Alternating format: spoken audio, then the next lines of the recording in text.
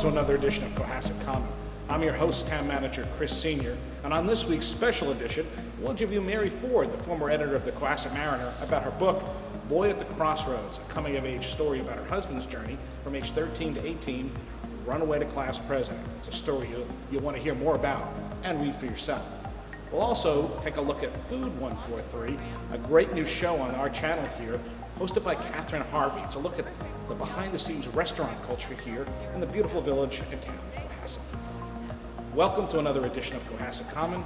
Enjoy the show. I'm very excited to welcome a special guest with us today, Mary Ford, the retired editor of the Cohasset Mariner for 28 years, I believe, Mary, right? It's about 28, almost exactly. And it's very exciting for me to turn the tables. For my first 5 years, Mary was on the other side asking me questions. So today I get to ask Mary questions. But this is a very fun topic, though. It's about your book. Oh, wonderful. And we'll get that into a minute. But so tell me, I'm sure it was a transition. What was some of your favorite memories of Cohasset? Well, I was thinking about that today. I thought, what is Chris going to ask me? He's going to ask me what my biggest challenges were, so I thought I would go there first. And we had some unbelievable stories during my tenure, and a lot of them were political in nature with the locals, but one of the most difficult ones was Michael Kennedy, who lived in Cohasset, and there was a huge scandal where he was having an affair with the nanny. At least that's what was reported. So suddenly the satellite trucks arrived, and national media, local big media, Boston media. So we had to find our little niche, and so that was a challenge. And then a few years later, when it all settled down and he had left town, he was killed in a skiing accident. And my boss came up to me and said, "Well, you have to do a story." And I was like, do I have to do a story? He doesn't live here anymore. Who am I going to get to find something good to say about Michael Kennedy? So because I had been around already for a while, I had some contacts, and I called Polly Logan, who has since passed away, but she was definitely a socialite and political person, a wonderful lady. And she gave me some phone numbers of people that were connected to Michael Kennedy, and so I was able to call him up, and he had done a lot of wonderful things. He was involved in a lot of charitable things, so we didn't ignore the past history, but I remember that as being such a challenge. I can imagine. I mean, part of that was a sorry story, and then a very sad story. Yes. To have to put a local angle on something, Yes. I mean, I was a reporter early in my career, as Yeah. you know, and it was always, you try to put a local. I remember a very earlier stock market crash when the high-tech bubble burst. I was a young reporter, and how do you put a local angle on that? It was, I was in Metro West in Framingham, and but you have to sometimes. It was a challenge, and one of the funny parts was when the first segment of the story started, I was going to do, I did pickups at Tedeschi's on South Main. So I pulled in, it was before a selectmen's meeting, and it was before people were emailing like mad and doing a lot of internet. So I got out, and some guy from Channel 56, who is now with one of the bigger channel stations, I can't remember his name, came up and asked who I was, and I said, I'm the local newspaper editor. So then he sticks the microphone in my face, and I said, well, I'm on my way to the selectmen's meeting. So all the media follows me upstairs to the selectmen's meeting, and here the five of them are sitting, and they're going to talk about something very mundane like sewering North Cohasset. So they all stayed about 5 minutes and made their way out. It was the strangest thing. They were all looking for an angle. Oh my God, the selectmen are meeting, and maybe they're going to talk about this, but they didn't. So it is the media's changed a lot. Yeah. At the same time, at the local level, the communities are local, right? I mean, and what I think I enjoyed working with you, what you brought for so many years is that local touch, right? Yes. People could read about the international world in the Globe or the New York Times or wherever, but covering local, it's really important. It's also going to be a little bit of a challenge because you're so close, too. Yes, it's a challenge, but it's also, I think, really connecting and understanding the community. And part of the challenge, I think, with newspapers in general, and as time went on, was the turnover and not paying people enough, and young people coming and going, and they didn't really get it. But Cohasset was so much fun to cover because of its quirky, unique qualities. So it's funny, when I first came to Cohasset, I had been the Norwell Hanover Mariner reporter for about 4 years. And I was involved in a lot of stuff in Hanover. Was going through transitions. I was having a lot of fun as the reporter there. So then when I got promoted and I drove around, and I remember her name was Dory Corey. She was split between Hingham and Cohasset as the reporter was taking me around and introduced me to everyone. And I thought, oh my God, this is going to be so boring.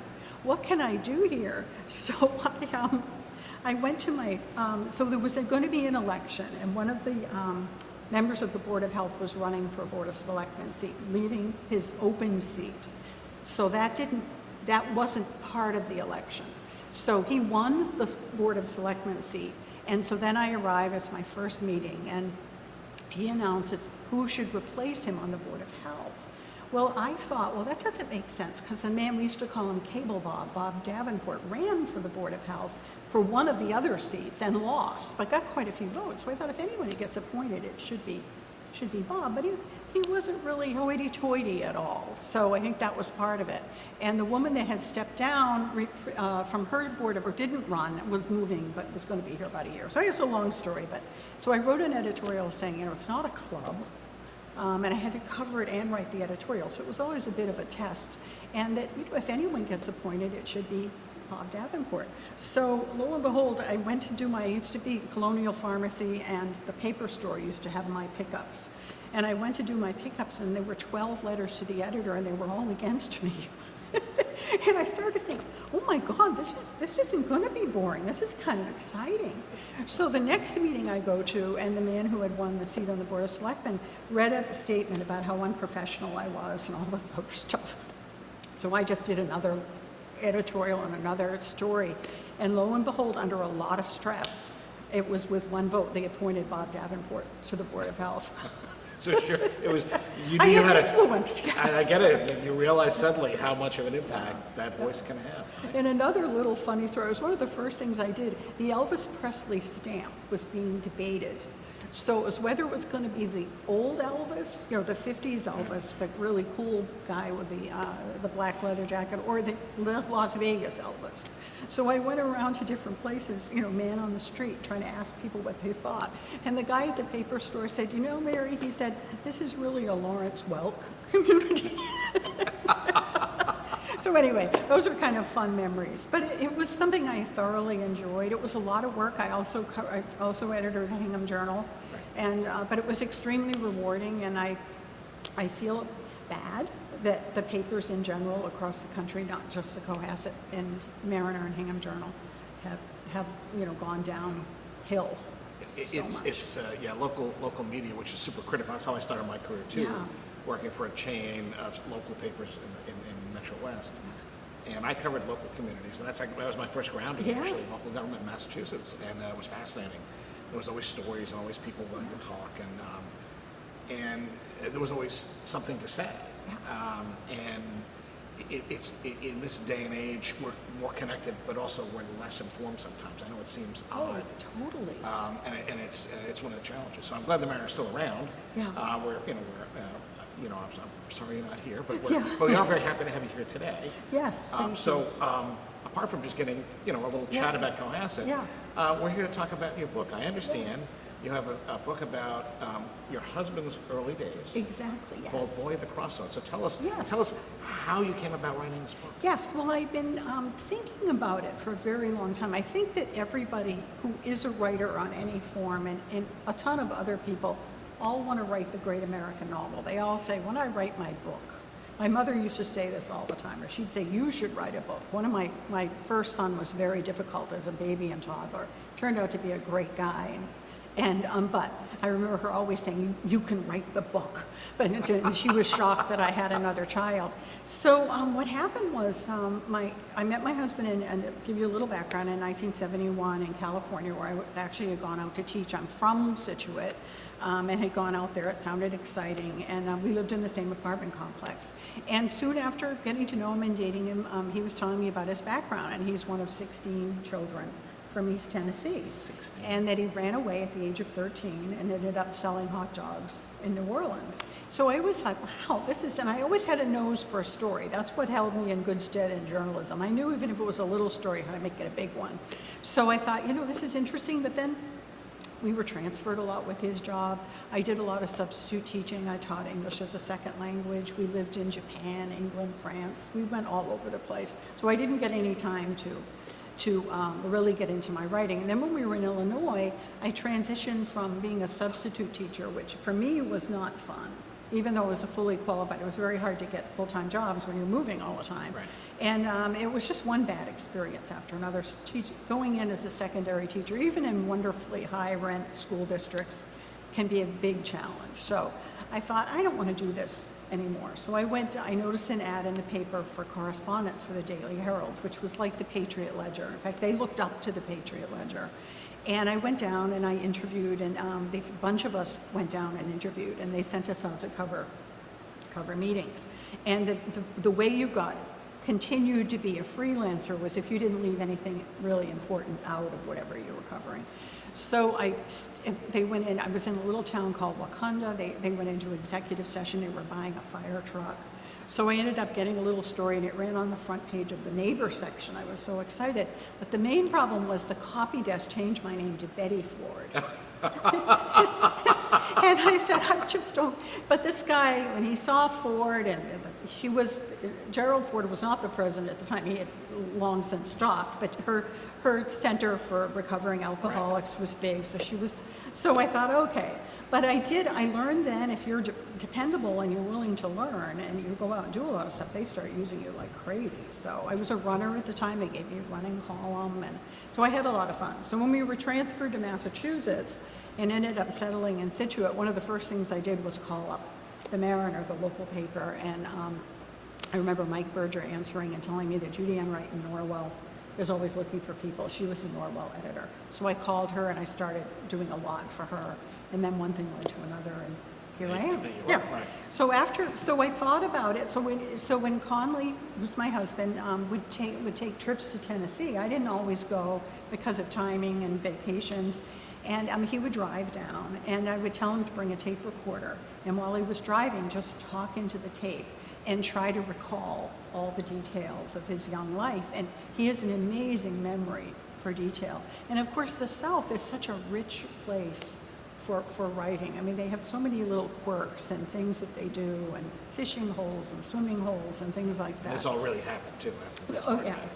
So he did that, and then I just kept, and then probably about 5 years ago, so before I retired, I decided to sit down with my digital recorder and then just interview him and have him go through the whole thing. As much as he could remember, and ask him questions like a reporter. And the challenge was finding out, I had all the information, but actually finding out how he actually felt. Were you scared?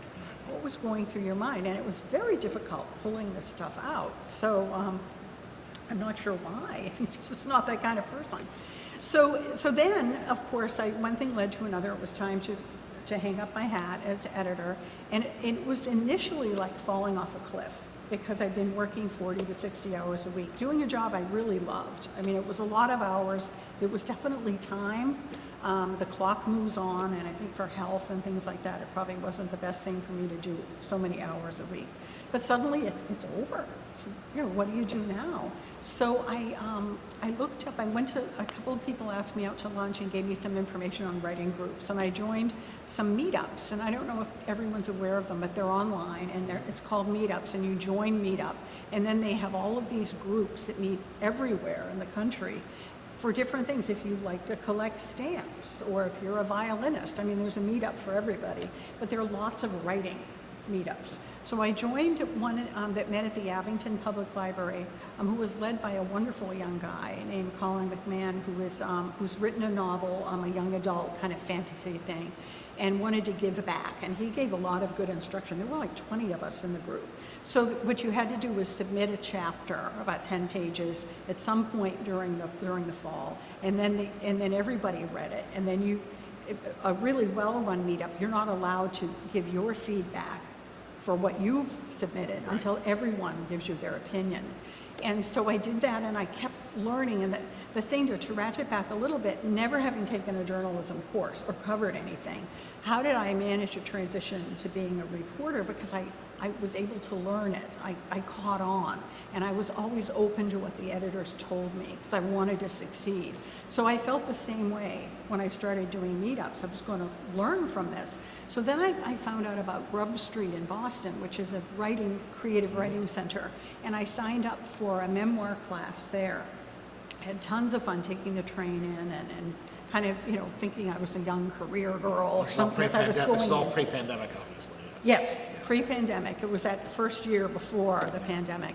And again, I learned a lot. And so I took 2 or 3 more Grub Street classes, but I went to the online version, and then a couple more meetups. And then I was finally informed that I wasn't writing, I thought I was writing a memoir, but you can't be writing a memoir unless it's about you. So I was actually writing a novel, which freed me up enormously. And then it finally clicked with me. So for the news writing is different. And so for me to learn how to write differently was a challenge because I was used to being a reporter, so I would report. And no one wants to read a 260-page report of something unless it's some governmental thing, they're passing in Washington. So I had to learn how to write in a different way. To tell more of a story. To show rather than to tell. And so that was the challenge. So we tend to, in journalism, explain everything. So you don't have to do that. You have to let the reader figure that out. So I had a lot of fun doing that, and I kept progressing along. And then just before COVID, so it was about a year later, on Facebook came up, and everyone who's on Facebook knows if you get involved or like something, you suddenly get a lot of stuff that you don't know where it came from. But a company called Paper Raven Books popped up, and they were doing a boot camp. It was only $90, and it was over 3 days virtually, because they're based in Denver. And it was all about self-publishing, and they're a self-publishing company, meaning they assist you in learning about the whole process. So I thought, that's free it turned out to be 20 hours over 3 days. I'm just going to do it.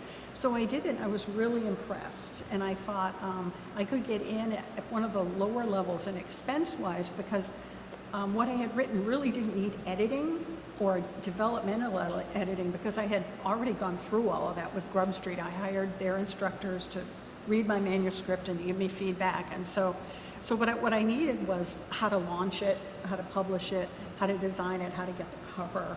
And they know all that stuff, and they know how the algorithms and the metadata. So I went with them, and they give you a date. It was, I think, February 23rd. So from like the beginning of November until February 23rd, we worked on how to design the book, the inside, the outside, and the cover, and it was great. We had more than 200 submissions for covers. So they go to a company out of Australia, and they hire all these young graphic artists. They submit things, and then you pick 5, and then you get down to 3, 2, 1, and well, I see, very exciting. It's on the front cover there. It says International Book Awards finalist. Yeah, so it's already won 1 award. Wow. I've entered a bunch of other contests, so hopefully, I don't want to cover my cover, I'll put them on the back. Yeah. But hopefully I'll get more. But it was a great journey. And so basically what it is it's a coming of age story. It's based it starts in 1955 and it ends in 1960. And it's all about this young boy from East Tennessee, the Appalachia region, coming from a humongous family. He's the 15th of 16 children. And he takes off when he's 13 after getting arrested for stealing Mercury sedans with a bunch of older teenagers. And people will say, why did they pick Mercuries? And they were 1952 or 53 Mercuries. And the reason being that, and this was, I thought, was so fascinating, there's a gap under where the ignition is in those 2 models. And you can take the foil from a piece of chewing gum and stick it up there and the car will start.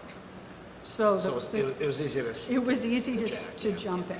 As long as it wasn't locked and they looked for unlocked Mercuries with gas in the tank, they were off on their way. But sure enough, he was sitting in joyriding, I assume, more than anything. Joyriding. They didn't hurt them. When they ran out of gas, they found another Mercury and went up in the hills and all over. So this is literally like a 50s story come to life. Yeah, Chuck Berry's Maybelline was the #1 record at the time, and they're listening to that, singing it over the hills and around the things. And so then he's in class back home. His family moved from North Knoxville out to Hall's Crossroads, which is why you see Boy at the Crossroads. It's a play on his hometown. And he's in a homeroom or whatever, and the principal sends someone down to get him, and he gets to the principal's office, and there's 2 detectives waiting there, and they have tracked down, they have solved the case. They called them the Mercury Gang. They were trying to figure out who was taking all these Mercuries. So he gets arrested, and he goes through the whole court thing, and then when he's going back to school, he's walking down the hill, and he just gets overcome. He said, they're going to call me a jailbird. I'm still the new kid, because they had moved out from North Knoxville, and they're going to laugh and tease me. So he just kept going. And he hitchhiked all through Tennessee, Georgia, Florida, and ended up in New Orleans selling hot dogs for like 5 months. So without getting, so, I mean, it sounds like a novel, right? Yes. But it's obviously, it's a true story. What were you feeling as you actually got a little bit more into this? It must have, I mean, obviously you've been married, you have some relationships, you have children together, but I got to imagine it really gave you a different kind of insight into, where it came from. Yeah, it was very interesting to delve into it. Of course, over the years, I had heard stories, and being at the younger end, his older siblings, many of whom have passed away now, would tell me about, how he just turned back up one day, where has he been? And of course, then he ran away twice more after, which is all in the book. But they had a very tough time. I mean, their father was dictatorial and unforgiving, and you have to think back, and it's something I think people need to do today, which we're not doing, is we're putting our values today on the way people were long before we were around. So both of his parents were born in 1900 in southeastern Kentucky, and they had one foot in the 1800s. I mean, they were as old school as you get. They didn't coddle their children because most people lost several kids. So his dad's family had already lost 2. His mother, out of 14, 7 of them didn't live to adulthood. So you had a very different value system. So you had a lot of kids, and they did a lot of work. And you didn't complain. You put your feet under my table. You do as I say. So. What did the family do? What did they have? They were. His mother's family was coal miners. His dad worked for the railroad, but his dad actually owned a little store with one of his older brothers, and so it was an interesting. So Lee was the father was so puny as a young child, as a baby, basically, that they didn't bother to name him.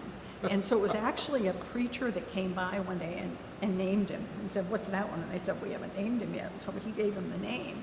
And so so he actually went to school, and the others didn't so much because of his. But then he ended up being a big, strong guy. But because he could read and write, he got the job as a clerk with the railroad. And then they had 8 children, or 7 or 8 in Kentucky, and then moved over the mountain to Tennessee, where they had another 8 kids. So it was they went from Western Kentucky to Eastern Tennessee. Yeah, Eastern Kentucky. I'm sorry. The coal mining to East Tennessee. So it's just 100 miles over. You go over a few mountains, and there you are. So it's just it's a hard knocks, hard scrabble background, but it's an inspiring. It's an American story. It's about how you made all your own decisions. You pulled yourself up. It's sort of a cliche, but you didn't expect. No one ever hugged. No one ever kissed. No one ever said, "I love you," which sounds horrible today when you think about it. They'd either, have their kids taken away for neglect or abuse or whatever. They were all fed and clothed, and they learned how to work, and they learned how to help. His dad would give something off from his table to someone that didn't have it, even though they were struggling, and that was hard for them to understand. It sounds like it sounds like the journey you took was actually pretty exciting as well, from what you just described.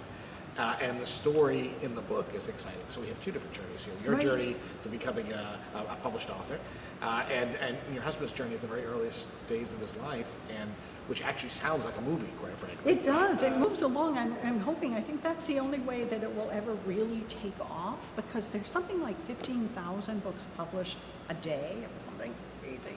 So I think eventually, I've gone on some websites. I've joined something called Tailflick, which is a marketplace for directors and producers and that kind of thing, hoping that somebody will pick it up. Because I don't know about you, but I'm trying to find stuff to watch.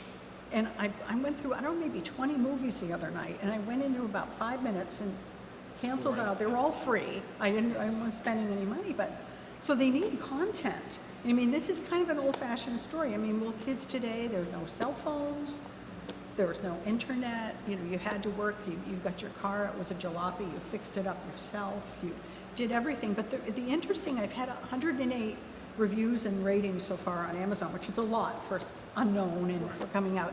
And some of them are amazing. Like one person said, this is could be life-changing for some kid that has made bad decisions, to show you that you can still turn your life around. I mean, and that's actually one of the great stories that's from this is that he could have, you said, because Crossroads was a play, but it's also a literal reality. Yes. He could have gone in an entirely different direction. Completely. And not had a very good or long life. Right.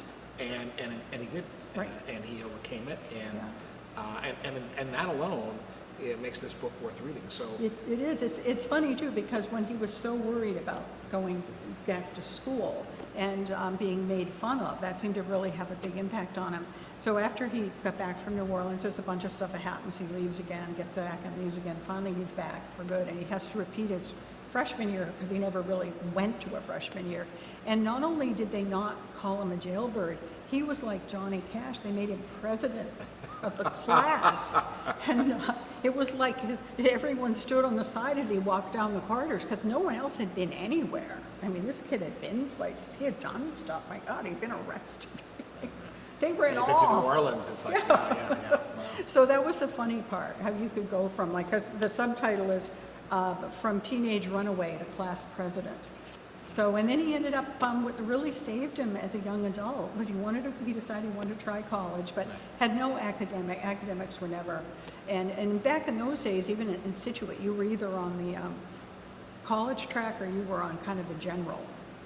And if you were on the general academic track, you weren't even going to apply to colleges. It was just the way it was.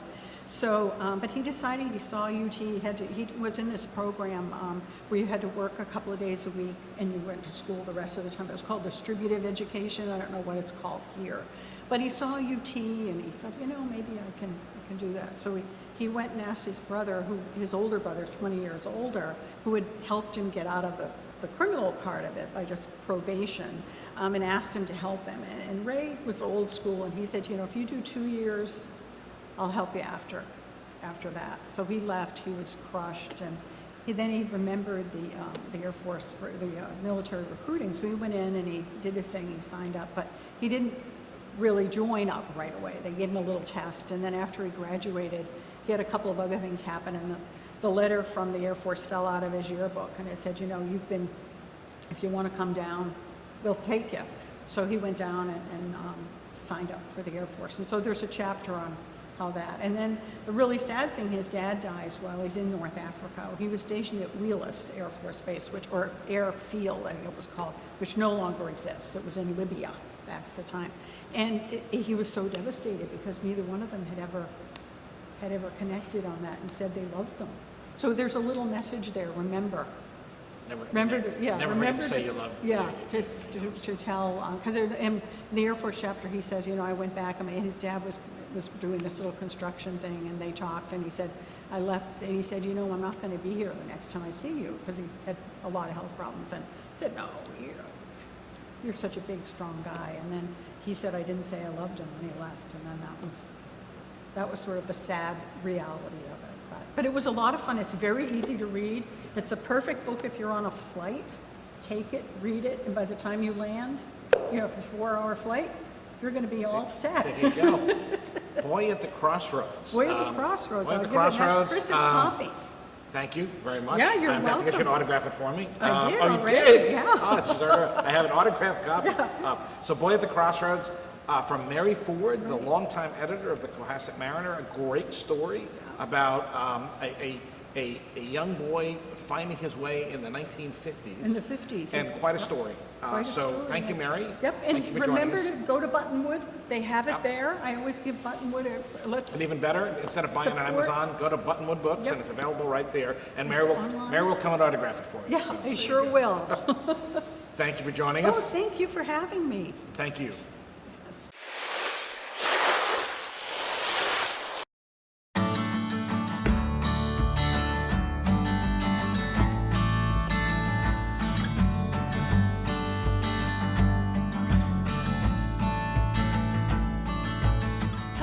143 viewers. I'm Catherine Harvey, and this is Food 143. What's better than Cohasset in the summer? Ask most Cohasset residents and they'll say nothing is better, except maybe the foods we love prepared and enjoyed at some of our favorite spots around town. I've been here 15 years and I still haven't covered it all. So I'm going out and about around town to find out all the things Cohasset residents love about food. What we like to eat, where we like to eat it, and how we like it prepared. So come along. Different skills for different jobs, how to know everything from the restaurant from the bottom to the top. So tell us what's going on here today, Mike. Today we are making American chop suey for 62 elderly. We try to help out during COVID. People couldn't really go out or do any shopping, so we decided to make some meals. That way we can kind of bring it to them and they wouldn't have to worry about doing stuff during the weekend. Oh, fantastic. So they can avoid the grocery store and picking up takeout and it comes right to their door. Exactly. We do everything from the cooking to also delivering to them after we're finished.